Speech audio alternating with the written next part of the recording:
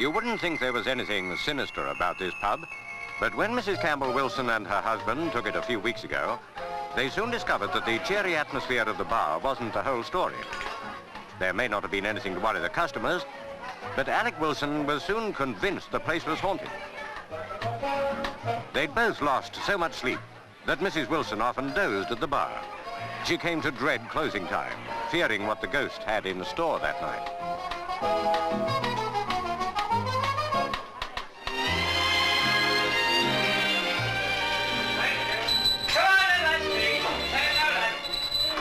The Campbell Wilsons had heard the local legend that the pub was haunted, but at first didn't believe it.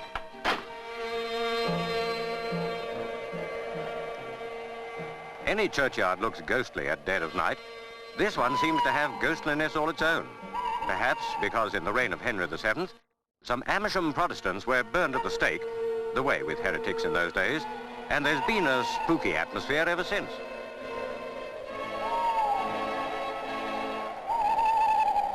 Three of the martyrs were imprisoned at the inn the night before they were burned. The story goes that their spirits haven't let the old place forget it. So, after a few nights at the Chequers, nobody scoffs at ghosts anymore.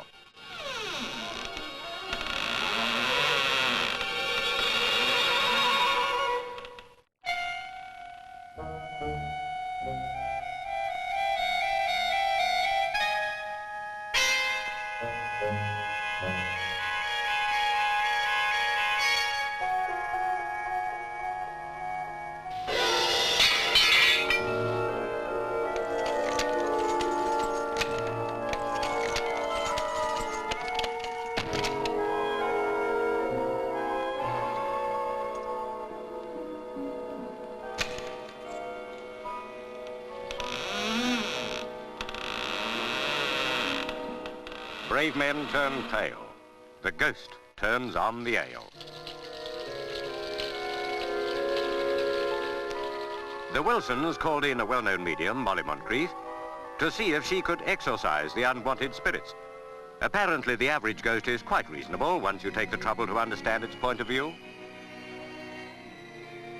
Well, I looked downstairs, Mr. Wilson, and I discovered that your ghost was not one of the martyrs. It was the jailer. He had the keys. He gives me the impression of a monk. He wears a long robe and a hood. Now, I'll try to get in touch for you. Molly tried going into a trance to have a word with the ghost. Your name is Alden. Put your keys on the table. Go on, put them on the table. You don't need those anymore. Time's gone by, hundreds of years. Your job's done. That's it. Go away now. Go on, you're a spirit now. Go away. Yes.